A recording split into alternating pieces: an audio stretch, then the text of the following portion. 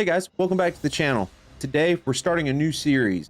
What I'm going to be doing is I'm going to go through the classes that I play, and I play just about every DPS class for the most part. What we're going to do is we're going to look at all of the different talent builds out there now and just go through each one of them and find what feels good. Obviously, you know, we got 10 more points we have to accrue for every character as we go into Dragonflight, but as of right now, for the next month, these are the points we're going to get, and just want to go through these with you guys.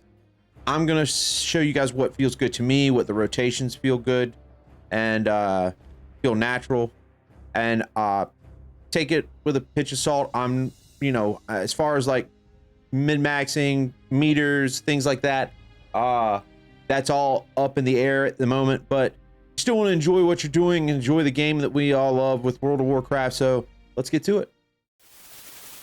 So I shifted some things around from what you would see, the natural AoE effects and AoE builds that you might see on Wowhead and things like that. But I did do some redirecting. Remember, this is at level 60. I don't have the additional 5 points for the hunter points and then 5 points for the additional 5 points for the survival points. We'll get those once we reach level 70 in Dragonflight. But for this next month, foreseeable month, I want the character to still feel good. And what I've done is I've basically found the closest way to make it feel like it did for Season 3 Shadowlands, which was where I had the most fun with a survival hunter. So everybody's opinion is completely different, but that's where I take away from this one. So one of the things I shifted off, it was going for keen eyesight and serrated shots and the death chakram. I went away from that and went into master marksman with serpent sting, and I added the Hydra's bite, which fires serpent sting at two additional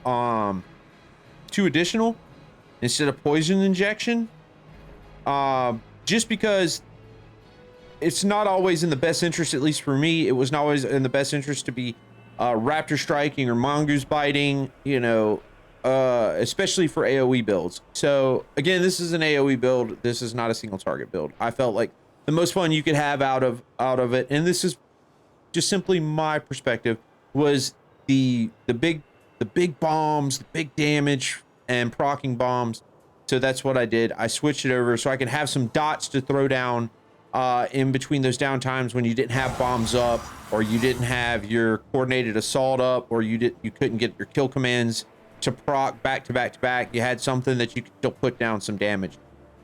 The rest of my points, though, you're obviously going to start out with your raptor strike, wildfire bomb, tip of the spear.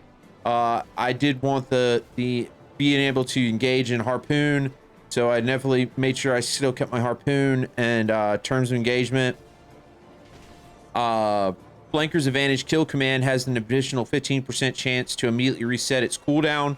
So this is where you're going to continuously get those kill commands. Bloodseeker kill command causes the target to bleed, so it's a nice dot. You and your pet gain a 10% attack speed for every bleeding enemy within 12 yards. So instead of carve, now carve in Shadowlands was what you would do to reduce the cooldown on your with as many targets in front of you, what you would use to cool your bombs down to get them back up. I went with butchery. It does the same thing in that regards. It reduces the remaining cooldown on wildfire bomb by 1 second for each target that you hit, up to 5 seconds. And it has a max of 3 charges, so you can carve quickly instead of a cooldown like, well, with carve, you would carve and then you'd have to wait like 6 seconds before you use it again to cool down your bombs to get your bombs back up. Well, this is going to give you a stack of 3, and all attacking enemies get a flurry of strikes inflicting 3,608 physical damage.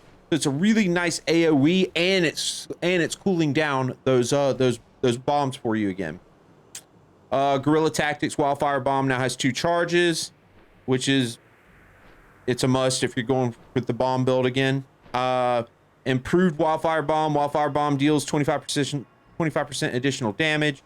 Sharp edges, critical damage is increased by 4. I kind of use that just to get through. Frenzy strike, butchery, and carve reduce the remaining cooldown on the wildfire bomb by 1 second, and the remaining cooldown of flanking strike by 1 second if you have flanking strike. I took flanking strike off. Sweeping spear, your raptor strike, mongoose bite, butchery, and carve damage is increased by 10%, so it's an additional buff on those AoE damage pulls. Viper's venom, your raptor strike and mongoose bite have a 30% chance of applying serpent sting to your target. So not only do I have the serpent sting going out on dual targets here, my raptor strike is also applying that. Wildfire infusion is what you need to get your shrapnel, pheromone, and your volatile bombs back up. So I use that. Moving over back to the center, coordinated assault, so that you get the wildfire bomb increase initial damage by 20%. Your kill shot will bleed the target for 50% of kill shot's damage over 6 seconds, and you and your pet charge your enemy. So depending on when you want to time that, whether you want to open with it, your wildfire bomb is going to give you some really epic damage, the first one, or if it's coming off a cooldown in a fight, you'll want to re-engage that as you're coming into your kill shots, as your kill shots are going to give you even more damage. Coordinated kill. While coordinated assault is active, the cooldown on wildfire bomb is reduced by 50%. Wildfire bomb generates 10 focus when thrown. Kill shots cooldown is reduced by 50%, and kill shot can be used against any target regardless of their health during kill command. So sick. And then of course, bombardier. Wildfire bomb's cooldown is reset to start the end of coordinated assault. So a lot of procs here to get those bombs back up. These bombs don't proc with legendaries or tier sets anymore. So this is just looking for big AoE and having some fun. The important thing about this build that I felt like I was going for was something that I would enjoy, whether I was doing things on my own in a solo environment, or if I was in a dungeon. So, you know, I know that the season's over. You're probably not got that many people out there running dungeons, but it's still coming up into the pre-patch. We're going to get Ultiman, and you know, you want to be able to have some fun. You want to be able to do some things that are interesting. So this is the build. I'm going to leave in the comments down below an import link. I'm gonna share this link for you guys to try it yourself if you want to. If you have a survival hunter and you want to try this out and see how you like it, and you decide you want to shake it up and change some things, leave a comment down below and let me know what you changed and what felt different, what felt better, what you thought was improved on. If you're min-maxing and you're looking for improvement on damage on meters, but let me show you what it looks like. And there's a couple of different approaches. One approach is you could start out with a serpent sting in, or you can start out with your kill command in. I kind of always, with it having the 2 dots straight away, I'm going to go in with serpent stinging, then kill command, then I'm going to start chucking coordinated assault, then I'm going to start chucking bomb. So let's go give it a test. So we're going in.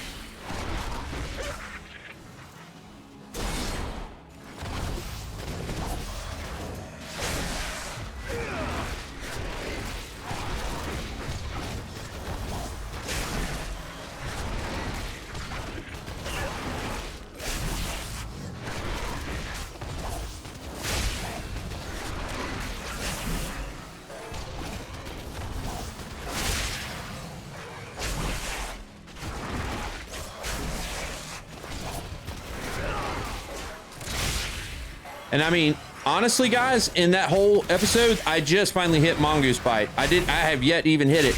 I'm constantly getting my bombs back up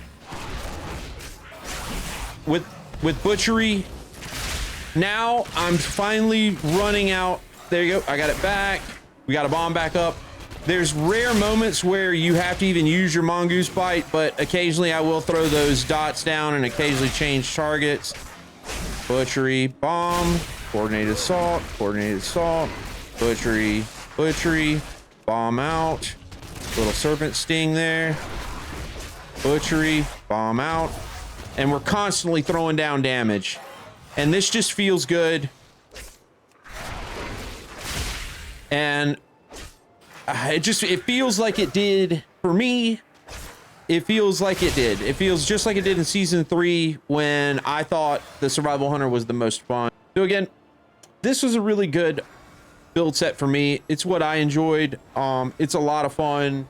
It feels like it did season 3 Shadowlands, which was the most fun for me. AoE, throwing those bombs, get those bombs procking, putting out some gnarly damage and having some fun with your friends. You know, it's really what this game should always be about. And yeah, I hope you enjoyed the video. If you have any questions, please drop a comment down below. I always read them. I try to respond to everybody as soon as I possibly can. But yeah, that's going to do it for the video. I hope you guys enjoyed the content. If you want to see a different class or a different spec, you know, let me know. I'm going to keep making these daily with what I think feels good and why I set them up the way I set them up. I'll try to get them out as quickly as I can. But thanks for watching, guys. We'll see you next time. Have a good one. Peace.